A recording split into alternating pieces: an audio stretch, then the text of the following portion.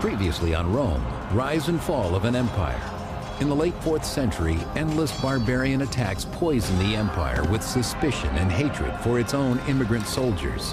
The half-barbarian, half-Roman general Stilicho is not the last to be sacrificed. A bloody death, foreshadowing the fate of an empire on the brink of collapse.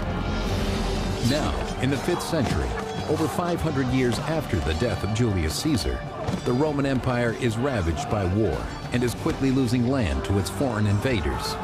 In the midst of this chaos, 3 Roman generals compete for the power of emperor. But through treachery, betrayal, and murder, only one, the barbarian-born Ricimer, gains control of Rome. He is the puppet master.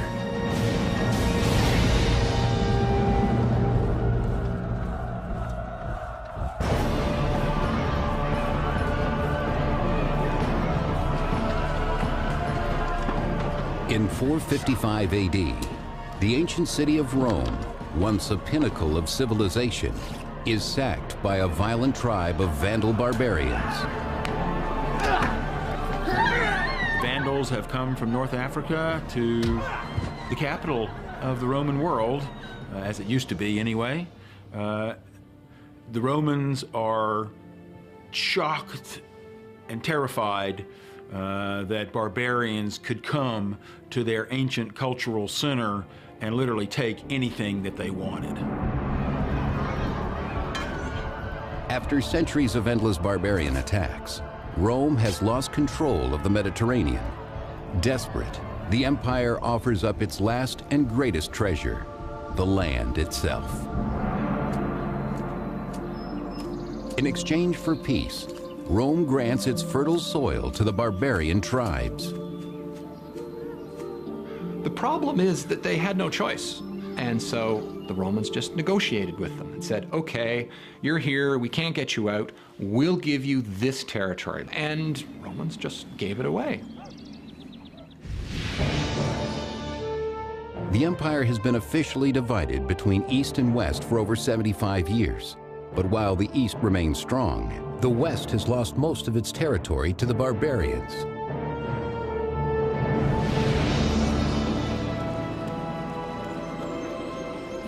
As it barters away its land, the empire receives barbarian soldiers in return. But the plan only backfires. The emperors made a deal with the devil, so to speak, because when the emperors gave land to the barbarians, they were giving away whatever tax revenues might come to the imperial treasury from those lands. The more you gave away, the poorer you got. The poorer you got as Roman emperor, the more land you needed to give away, and it was a deadly downward spiral for the strength of the Roman Empire. The empire has always depended on foreign mercenaries. Yet in the 5th century, the Roman army is almost entirely of barbarian descent. The former enemies are now peers. Barbarians, once the slaves of Romans, are now often their superiors. All these men are saying, hey, my parents may have been a barbarian, but I'm not. I'm a general in the Roman army. And they're competing for the honor attached to leadership. Age-old ethnic tensions divide the army, pitting soldier against soldier, Roman against barbarian. But in 456 AD, one ambitious general is determined to maintain order, though he himself is a barbarian. His name is Ricimer. Ricimer's career followed a path that was quite normal for barbarian nobles. He was from a minor branch of the Gothic royal family. He had no real prospect of winning power in his home society, and so he sought service as an officer in the Roman army, where he did very well for himself. Now Ricimer devises a plan to gain even more power in the Western Empire. He will lead his army against Rome's greatest foe, the Vandals. The problem is, to all intents and purposes, there is no such thing as the Roman army at this time. A commander, whoever he happens to be, sees a threat, then has to raise the army however he can, If he has money, then move that army to the location and fight.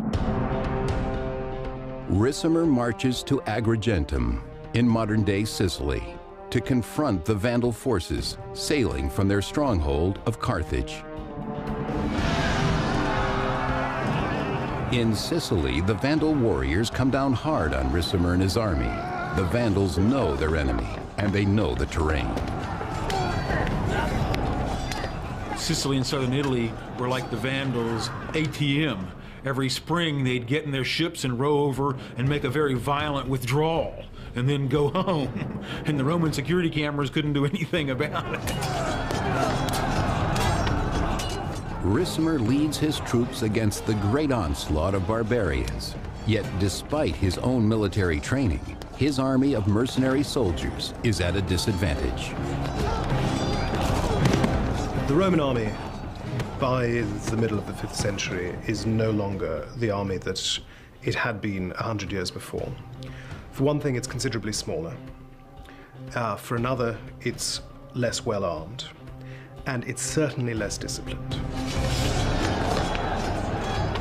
Consequently, there just doesn't seem to be any, there's no evidence that there's any kind of training or tactics or whatever. It's simply this great whack of Germans is then sent off against that great whack of Germans, and they just keep killing one another until either it gets dark or somebody gives up or somebody runs away, or whatever the case may be. Though the skill and discipline of Roman formation has been lost for decades, the Vandals are unable to break Ricimer's men. The Roman army claims victory, not for the empire, but for their great leader.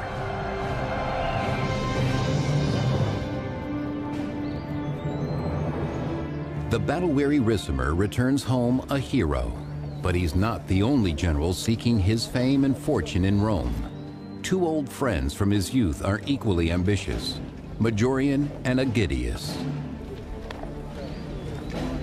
Ricimer, Majorian, and Aegidius had all effectively been fellow junior officers, and their careers had marched in step with one another over the years. But now it is their innate differences that stir conflict below the surface. The three men reflect the great ethnic divide hindering the empire. I think one of the sources of the obvious personal tension between Aegidius, Ricimer, and Majorian really lies in their origins. Aegidius is from Gaul, Majorian is from Italy, and Ricimer is a barbarian who wants to live as a Roman. And Ricimer is out to prove that he has as much right to a piece of the empire as any other Roman.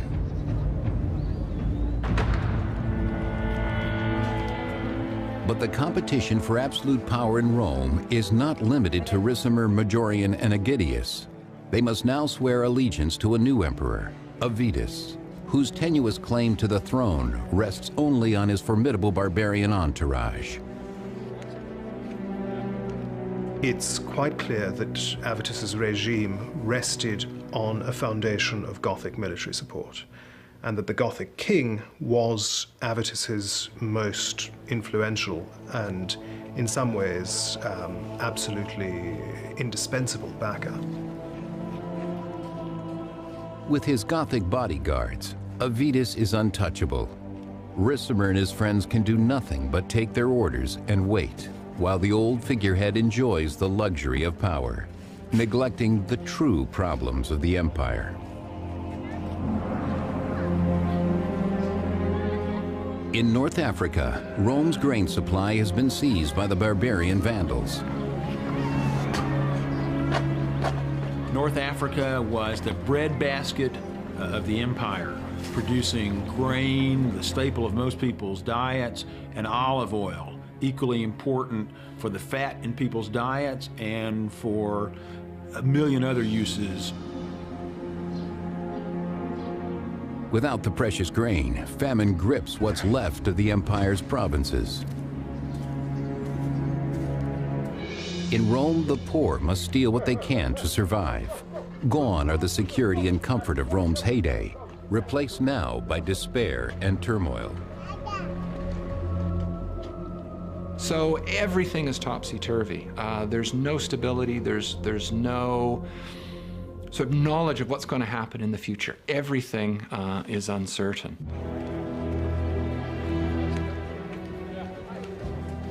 The situation at the imperial palace soon declines as well. Angry and impatient, Emperor Avitus's Visigoth soldiers demand payment for their services. Avitus is desperate. Roman emperors couldn't pay the barbarian troops that they needed in cash because the Roman Empire's revenues were so greatly decreased. So when Roman emperors were bartering for military support, they were dealing in the only good currency they had left. So Avitus has to strip the bronze off of the temples in order to pay the guys who came down to Gaul with him, all the Gothic army and his Gothic entourage. But by selling the treasures of Rome, Avitus only saves himself.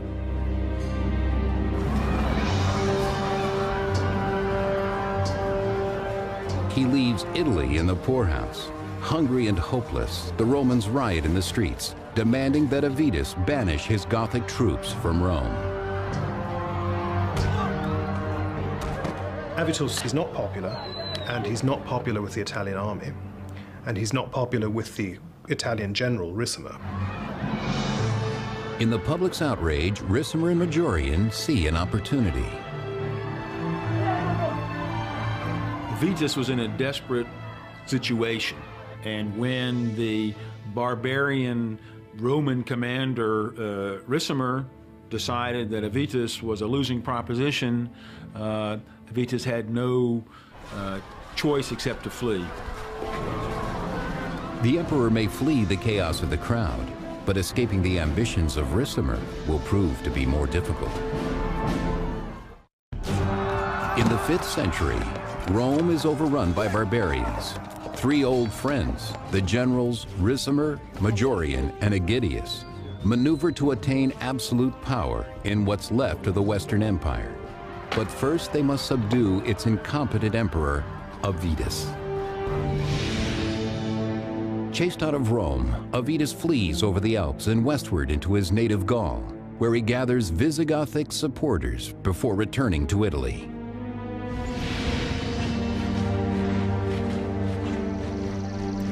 With the support of his fellow Gauls, Avitus hopes to easily regain the throne. But back on Italian soil, Ricimer and Majorian are waiting for him. The ambush is brutal. These battles are up close and personal because you have to be able to kill them from up that close. So there's pushing, there's shoving, there's running back. There are dead bodies to climb over. There are injured men yelling. In the bloodbath, the army of Avitus is annihilated. But in a surprising turn, Ricimer spares the emperor's life on the battlefield.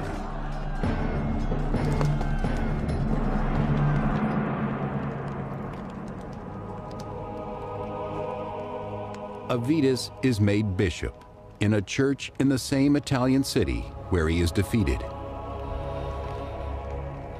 Why was Avitus, the deposed emperor, made into a bishop? So that he would no longer have any military connections or any military power, and so that Ricimer, who deposed him, could say, I didn't slaughter a legitimate Roman emperor. I allowed him to follow a religious vocation which he had always wanted to do. This is the public story. But in the shadows, Ricimer sends a secret assassin, his old friend Majorian, to silence Avitus for good. For Ricimer, holy exile isn't enough. He must have total victory. Italian Romans wanted to protect what they saw as their own interests. With the deposition and then strangulation of Avitus, the emperor from Gaul was out of the picture.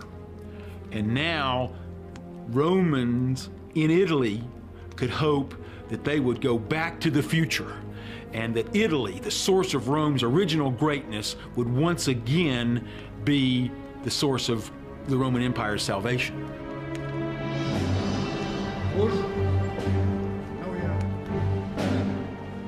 With the Emperor Avitus finally gone, Italy celebrates. But the mastermind behind Avitus's death has no plans of proclaiming himself as a replacement.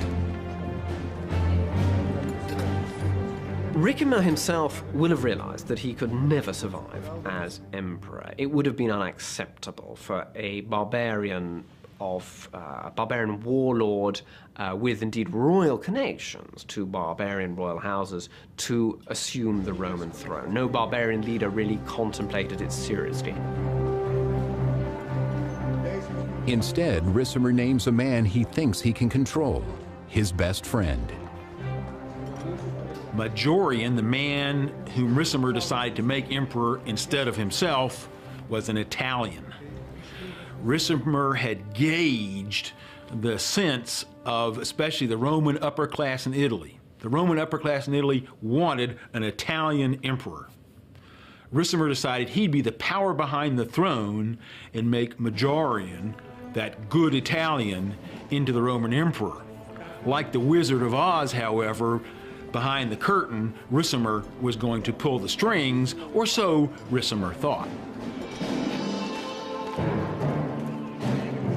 With the new regime, the three old friends enjoy the spoils of power.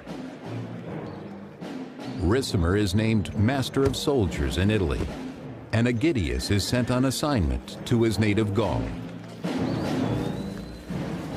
Aegidius is reasonably successful. We have a number of sources that say very positive things about him, both as a commander as an individual. So he seems to have been a very charismatic and successful military commander.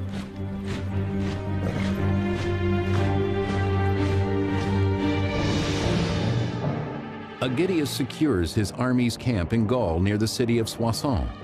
But with the Franks to the north, the Visigoths to the west, and the Burgundians to the east, he is trapped in a sea of barbarians.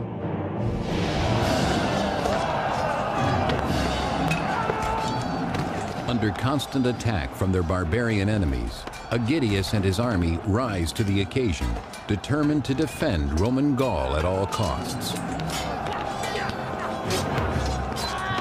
Aegidius was a Roman from Gaul, from France, who had extensive military and diplomatic experience.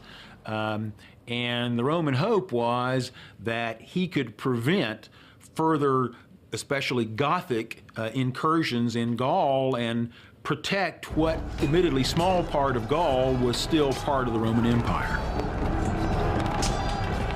The endless barbarian assaults take their toll on his already diminished forces.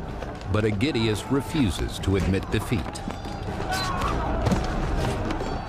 At this stage, Aegidius, in the 450s, there's still hope, perhaps, and he clings on to this view and tries and hopes for a restoration of Roman power.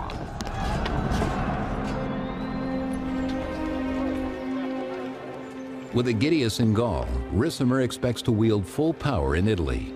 But Majorian has other plans.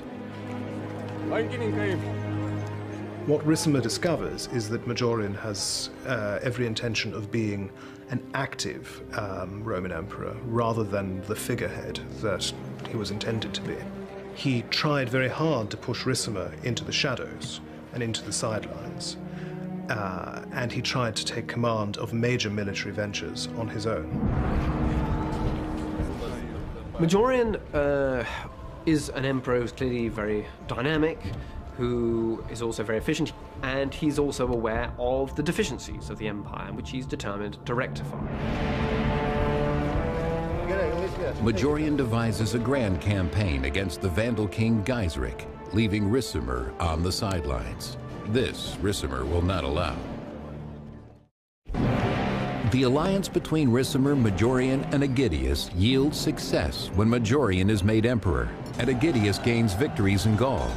But Ricimer's power as the mastermind is threatened when Majorian strikes out on his own, launching an expedition against Rome's greatest enemy, the Vandals. Majorian leads his troops across the Alps into Gaul and south into Hispania to prepare a naval attack against the Vandals of North Africa.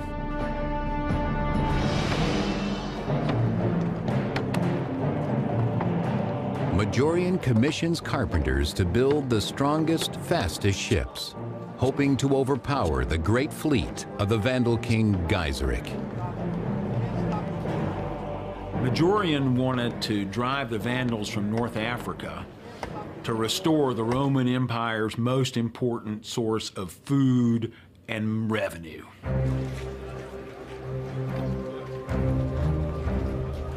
Camped near the Mediterranean coast, Majorian takes every precaution for his important and expensive mission.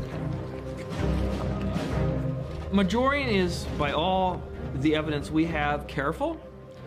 He sends scouting forces across the Straits of Gibraltar, tests the waters, if you will, of local support for a landing, because it's going to be a landing operation. It's not exactly D-Day, but it's going to be, by late Roman standards, a very significant naval action here.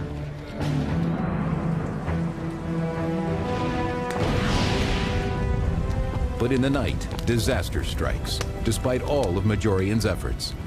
Gaiseric's men set the Roman fleet ablaze. Once again, the Vandals proved to be too much for the Romans. They cannot defeat the Vandals. Lots of things, they just collapse before they even really start. In some cases, the expedition had really collapsed halfway through, and the Romans up to that point were winning. If Majorian had been able to conquer Africa, it's quite clear that he would have been unchallengeable. But as it was, the mission was a disaster. The invasion was a disaster. The fleet that had been collected to carry the soldiers across the Mediterranean was burned in the harbor where it was being mustered.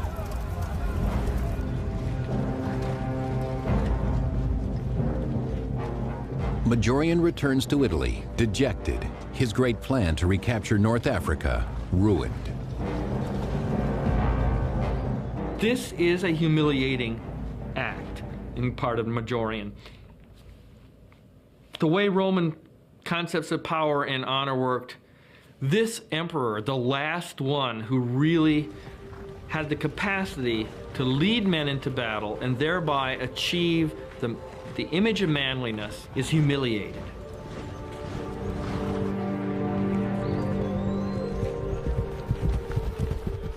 Along the same wooded road to Rome, a troop of soldiers rides to intercept the emperor. It is the honor guard of Majorian's old friend, Ricimer. Majorian was the first military emperor that Rome had had in years and years and years. But with the failure of the Vandal expedition, Ricimer, for some reason or other, decided to get rid of him. There may have been other things going on. Majorian may have blamed the failure on Ricimer. Ricimer may have blamed the failure on Majorian. We have no idea. 5th century writer John of Antioch. Ricimer and his soldiers arrested him, stripped him of his purple robe and crown, beat him, and beheaded him. Thus ended Majorian's life.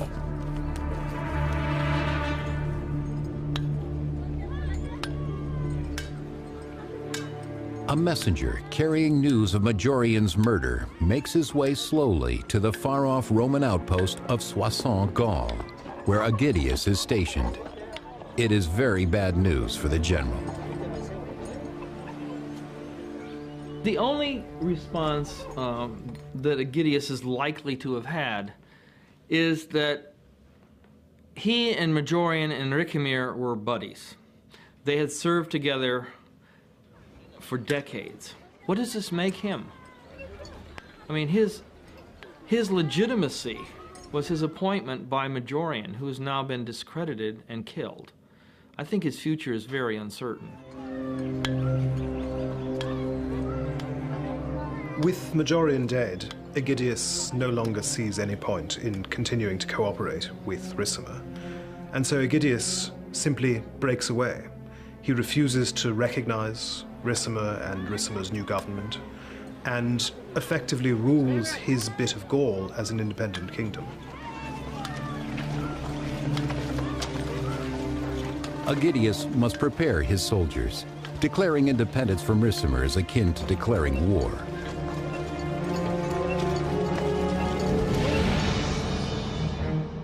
Rejecting Ricimer's rule in Italy, Aegidius considers his kingdom of Soissons the last vestige of the Roman Empire. There's no evidence that they're responding to orders from Ricimer or anyone else in Italy. They're on their own. They're completely independent. So the fabric of the empire is now broken down into pieces. In Rome, Ricimer prepares for war as well. But first he must find a new emperor to do his bidding.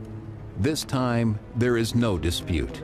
The man he chooses is no more than a puppet, Livius Severus. No one wants to be emperor. It's not a job that anyone needs. The only person who needs an emperor is the generalissimo. He's the guy who needs the emperor. Nobody else needs one. So Ricimer's there, and he needs an emperor. So he's the one who appoints the successor to Majorian, Livius Severus. With the new emperor Severus by his side, Ricimer can do as he pleases, and nothing will please him more than getting rid of Aegidius once and for all.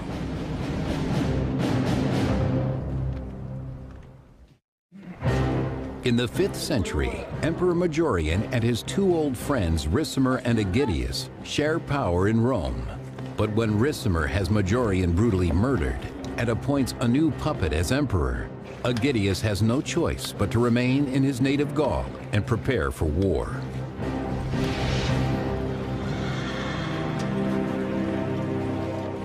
After such a personal betrayal, Aegidius and his men are ready to do battle with Ricimer. The power alliance between the three old friends has been hijacked, and Aegidius is left out in the cold.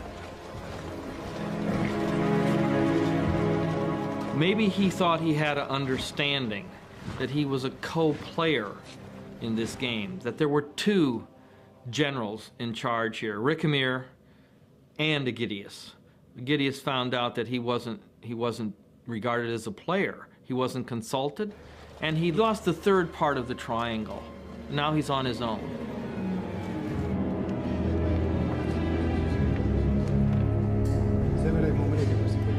But Ricimer is already making plans to block Aegidius's impending attack. With the new emperor, Severus, under his thumb, Ricimer makes a deal with Rome's one-time enemy, the Goths. Ricimer saw this as a really serious threat, Aegidius's proposed invasion of Italy. So Ricimer did the smart thing. He made an alliance with the Goths, who were in Aegidius's rear. Goths, Aegidius, Italy. Because Ricimer knew if the Goths could put pressure on Aegidius from the back, Aegidius couldn't come to Italy, and that's in fact what happened. Just as he has always done, Ricimer commissions someone else to do his dirty work. Emperor Severus proves to be the perfect puppet for Ricimer, happy to allow the war against Aegidius to unfold. As Aegidius moves his troops south from his kingdom in Soissons, Gaul, he is attacked by Ricimer's army of Goths outside the city of Orléans.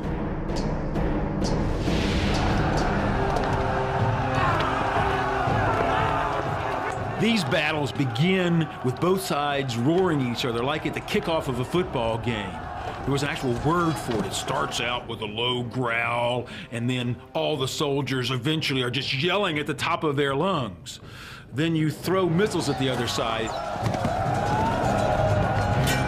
With such a powerful barbarian enemy, Aegidius and his troops are hard-pressed to gain the advantage on the battlefield. The barbarians were especially good at running at full speed and using throwing axes, which were very sharp with a heavy head, and either shattering the shield of the men opposing them, or if you were really lucky, hitting them with the axe. But while the Goths are soldiers for hire, Aegidius fights for the survival of Rome. Finally, he claims victory, but the losses are great.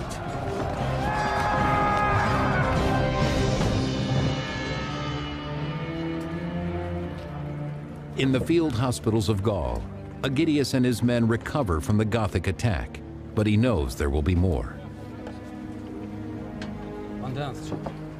Aegidius has his hands full, essentially. These deals that Ricimer cuts with kingdoms in his vicinity obviously mean that he has to deal with these. These are going to be his priority. He's going to be busy in Gaul and not be able to detach any forces to invade Italy. He just simply doesn't have the resources to deal with it.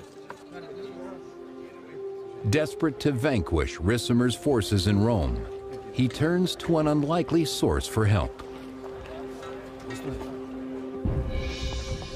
Aegidius sends a messenger south to Rome's most menacing enemy, Gaiseric, who, as king of the Vandals, had taken North Africa, the breadbasket of the empire, over 20 years earlier.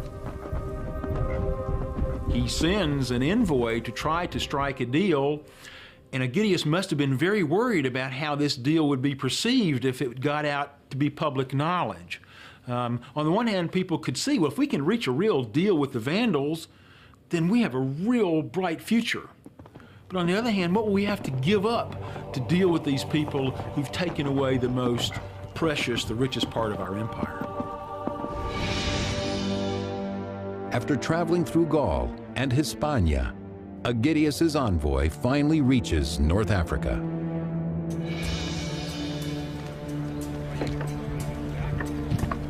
In the Vandal camp, the messenger delivers Aegidius's plea.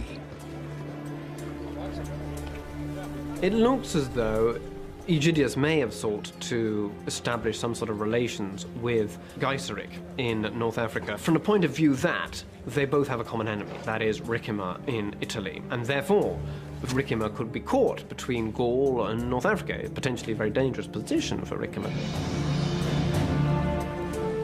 The barbarian king Gaiseric could be the last best hope for the empire's survival.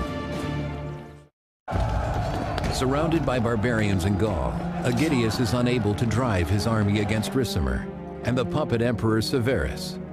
With nowhere else to turn, Aegidius sends a plea for aid to the Vandal king Gaiseric.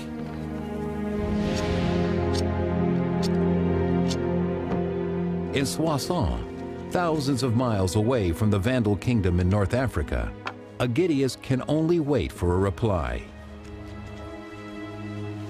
We don't know for sure, but I think it's likely that Aegidius's envoy reached the Vandals and that perhaps a deal was in the making.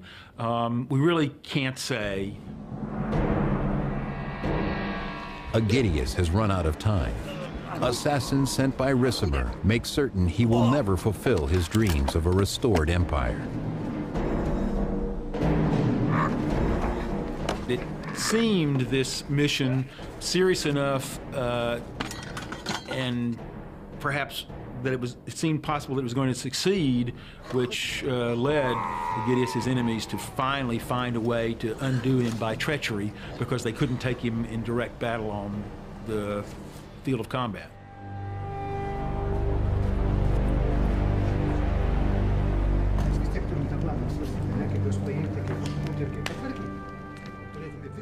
With Aegidius out of the way, Ricimer's hunger for power only increases, and his thirst for blood cuts short the life of his puppet emperor, Severus.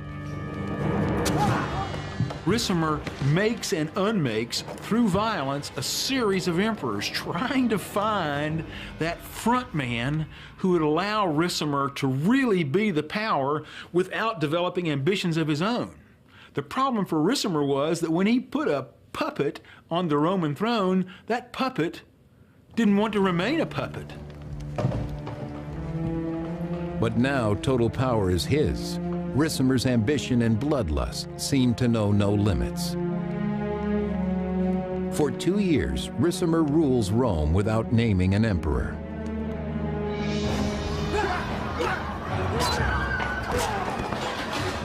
and the barbarian Vandals continue to ravage Italy.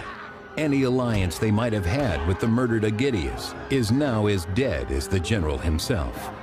As Ricimer sits on his impotent throne, they take the empire away, piece by piece. When the Western Empire starts to disintegrate, it disintegrates very rapidly. In a sense, the Roman Empire doesn't actually fall, it simply splinters away until the title of emperor becomes meaningless. Ricimer's continued failure against the Vandals only makes matters worse. As the Vandals strike against the Eastern Empire's coastline, its capital of Constantinople is finally forced to move against Ricimer before it's too late.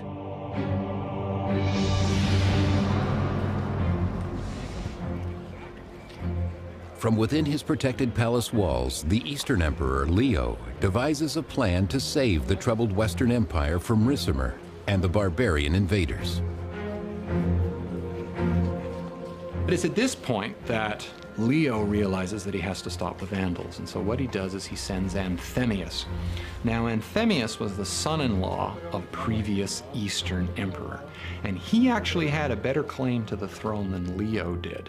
So Leo's kind of killing two birds with one stone here. He gets rid of a potential opponent, as it were, and he provides an emperor for the West, a competent emperor for the West. And Leo has plans for Anthemius's family as well. He sends them all from their home in Constantinople westward to Ricimer's palace in Rome.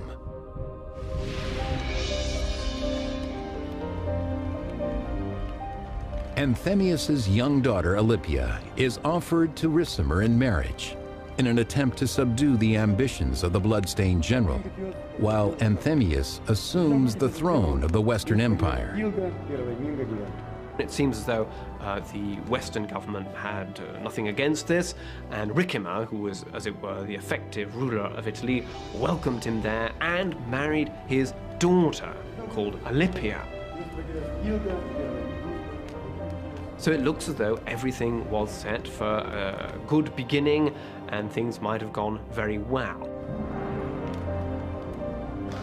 Ricimer's assumption that Anthemius will serve simply as another puppet emperor soon proves false.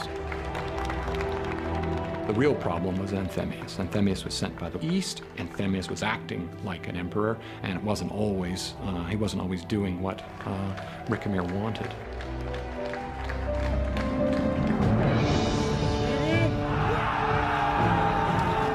In 468 AD, with Anthemius now maintaining control in the west, the Eastern Emperor Leo finances a large-scale expedition against the Vandals in Sicily. There is no example of the East helping the West militarily unless their own interests were involved. And almost always it involved the Vandals, because the Vandals had this giant port, they had a fleet, and of course this is what prompted the big expedition in 468, because they were now actually able to attack the East anywhere.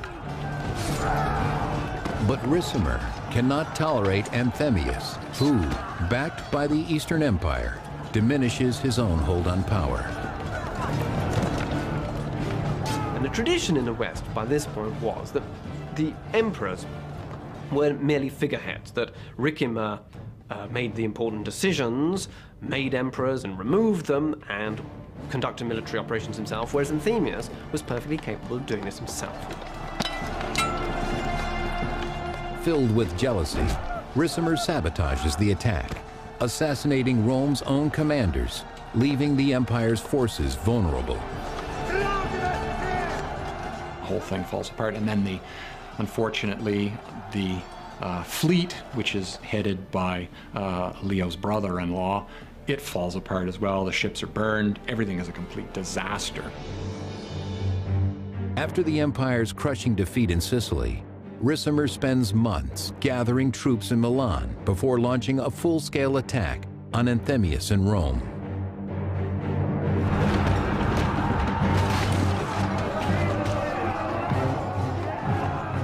So Ricimer brings in the army, and they besiege Anthemius in Rome for 9 months, until eventually Rome falls. And meanwhile, while the siege is going on, Leo has had envoys sent to him from the west saying, all hell is breaking loose, it's civil war, do something. But there's no time to save Rome from Ricimer's wrath, and all Anthemius can do is flee.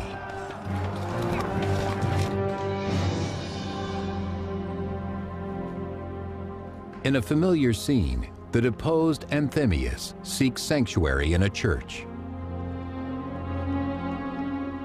Well, we know that the besiegers broke into Rome early in July of 472, and that Anthemius's followers scattered. Anthemius disguised himself as a beggar and was caught probably at the shrine of the martyr Chrysogonus.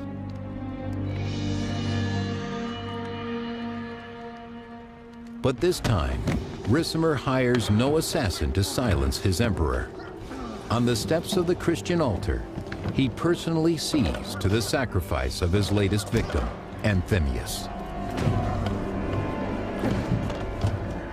He was executed. I assume it was cutting his head off. That's the normal way it's done. Chances are they probably stuck his head on a pike and paraded it around. Ricimer plays true to form. Once again, with blood and steel, he carves out his place in Rome, leaving only corpses in his wake, bodies as lifeless as the empire itself.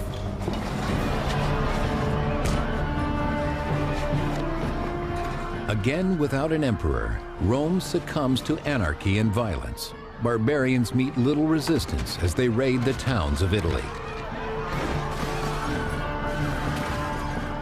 They go out and they sort of rape, loot, and plunder, attack cities and whatever else, and then come back. And this is what people have to face every year. So there's no stability. Ricimer does nothing as the empire self-destructs. He cares only for himself, as always, garnering his power from the empire's weakness. So now there's a peculiar circumstance here. We don't seem to need a real emperor, and it's hard to find a role that's clearly cut out for the commanding officer of the Western armies. One could really question why we have any imperial government at all. This society is slipping out of the structural system that we had identified with the Roman Empire. Ricimer is a man who has built his career and power on the countless dead bodies of his enemies, both barbarian and Roman. Now he is alone, master of an empire in name only. In such turbulent times, even the details of Ricimer's death are fragmented. Priscus, the only source, tells us that he died vomiting copious quantities of blood. Haima pleiston. And that's it. And so we have no idea whether it was an ulcer or cancer or what. With the sources, we have no idea.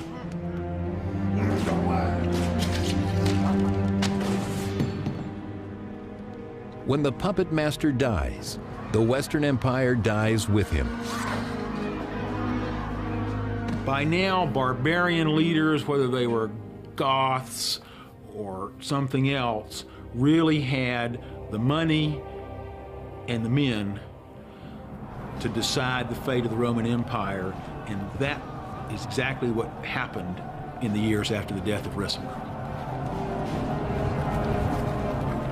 Ricimer's struggle to dominate brought nothing but ruin to the empire he hoped to control. Yet in his absence, its future grows even more bleak. Next on Rome, rise and fall of an empire. After serving in the court of Attila the Hun, a Roman diplomat named Orestes makes his way to Italy, intent on saving the crumbling empire. Only one man stands in his way, an ambitious barbarian with his own plans for Rome.